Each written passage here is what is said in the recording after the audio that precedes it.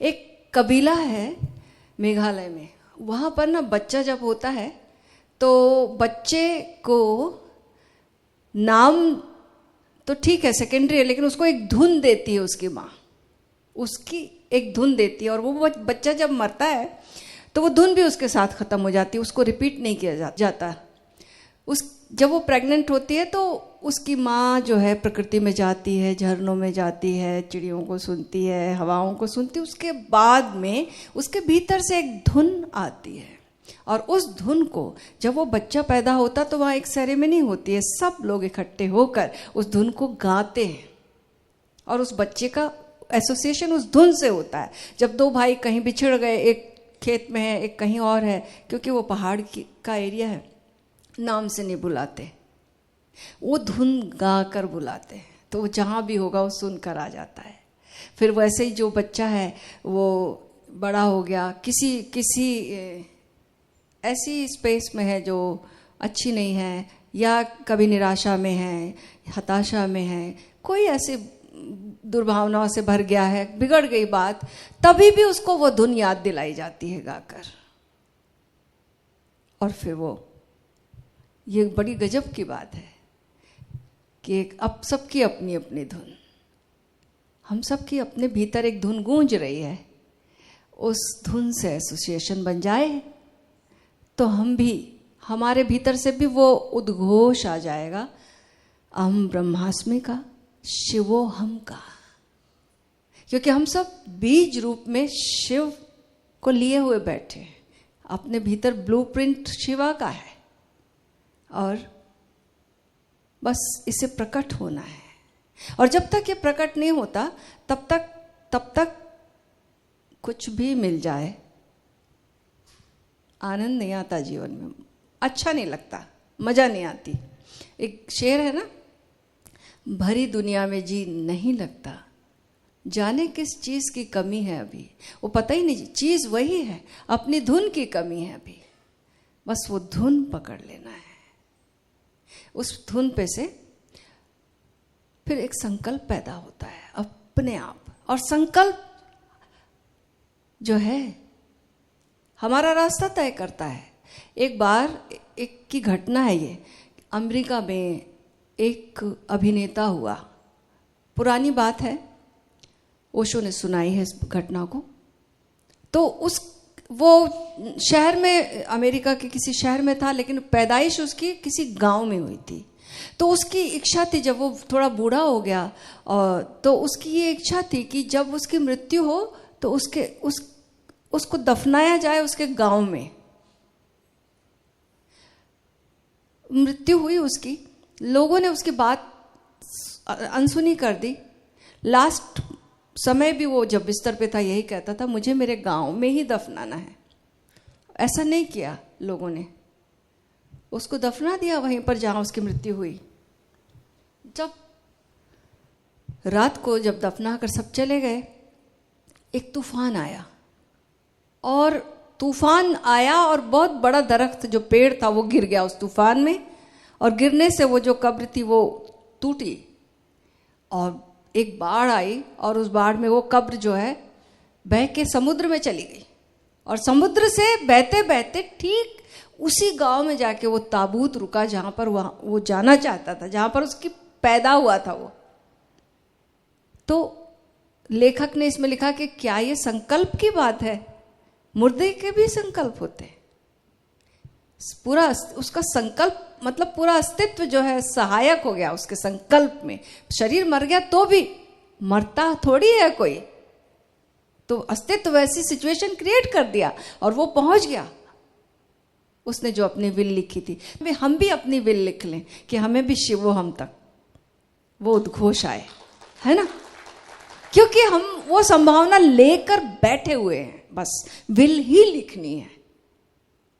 तो हम तरह तरह से लिखते हैं रोज, लेकिन बस अपनी धुन जब मिल जाती है, वो धुन गूंजती रहे, वही संकल्प बन जाती है और वही विल बन जाती है और अस्तित्व उसे पूरा करता करता करता है। तो आए एक धुन को गाते हैं और ताकि वो और गहरी हो जाएगी, ठीक है। ये धुन आपकी नहीं है, ये गीत है, गजल है नासिर काज़मी का, लेकिन ये आपकी धुन की याद दिलाएगा, ठीक है? आप भी सब गाइएगा। अपनी धुन में रहता हूँ, अपनी धुन में रहता हूँ, मैं भी तेरे जैसा हूँ, अपनी धुन में रहता हूँ। ओ पिछली रुत के साथी, ओ पिछली रुत के साथी, ओ पिछली रुत के साथी, अब के बरस मैं तन्हा हूँ, अपनी धुन में।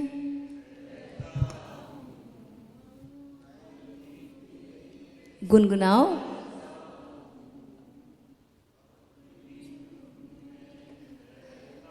उसी की गली में रहते हैं, परमानंद की गली में। और फिर तेरी गली में सारा दिन, तेरी गली, तेरी गली में सारा दिन, दुख के कंकर चुनता हूँ, अपनी धुन में रहता हूँ, मैं भी तेरे जैसा हूँ, अपनी। मेरा दिया जलाए कौन,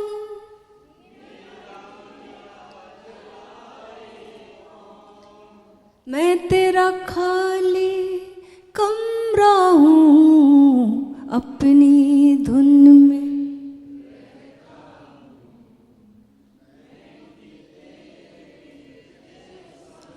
एक बहुत मजेदार शेर है। तेरे सिवा मुझे पहने कौन,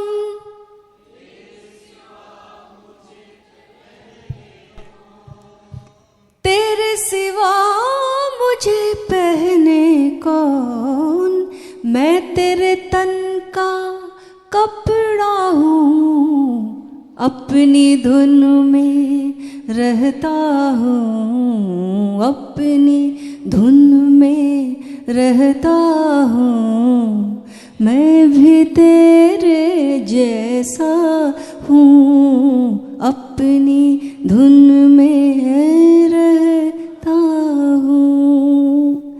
तेरे सिवा मुझे पहने कौन, मैं तेरे तन का कपड़ा हूँ। हम सोचते ये कपड़ा हम हैं, हमें किसी ने पहना है इस कपड़े को, वो हमारा शिवा जो नेचर है। बस एक धुन पकड़ जाए, उससे तादाद में बनाने की, हमने अपने कपड़ों से तादाद में बना लिया, बस पलटना है। बस एक बात और कह दूं, पलटने की बात आई, कपड़ों की बात आई, तो हमारी जो पहली जो परिधि है, परमात्मा को कहते हैं ना सत्यम शिवम सुंदरम कहते, तो हमारी जो पहली जो शरीर की परिधि है वो शिवम की परिधि है, जिसमें गुड नीति वाली बात कि हमारे संबंध दूसरों से अच्छे हो जाएं, समाज से हमारे संबंध अच्छे हो जाएं, दूसरों से अच्छे हो जाएं।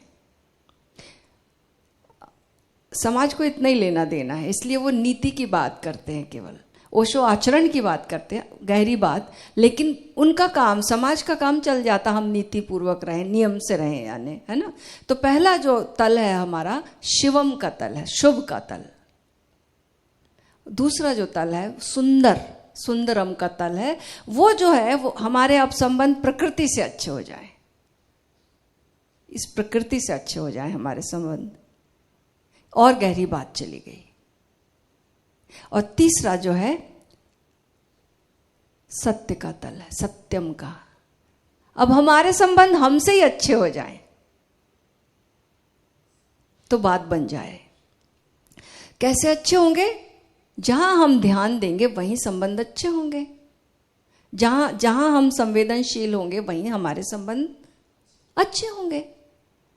तो पहले तल पर संवेदनशील होना, दूसरे तल पर संवेदनशील होना, और अपने प्रति, कपड़े से में नहीं उलझ के रह जाना, अपने प्रति अपना जो वो खाली जो पन जो है, एकाकीपन है, जो अपना जो स्पेस है, उस स्पेस से संबंध बनाने हैं। उस पे जब ध्यान देंगे तब उससे संबंध अच्छे बनेंगे और तब बात बनेगी सत्यम शिवम सुंदरम की। अच्छे बनने का मतलब अपने ध्यान की लौ को जगाना, और ध्यान की लौ जहाँ पड़ती है वहाँ शुभता ही शुभता, अच्छाई ही अच्छाई है, और जहाँ से ध्यान की लौ हटती है वहाँ बुराई ही बुराई है। कितना अच्छा कर लो, हो नहीं सकता, बात बनती नहीं है। तो दोनों तरफ से बात करनी है, भीतर से जागरण पैदा करना है, अवेयरनेस घंटे भर में नहीं, पूरे जीवन पर फैल जाए, पूरे जीवन पर फैल जाए, और बाहर प्रेम पैदा करना है, बोली से, कृत्य से, सोचने से, तीनों तलों पर। क्योंकि जो सोच है वो वाणी बनेगी, और जो वाणी बनेगी वही कृत्य बन जाएगा।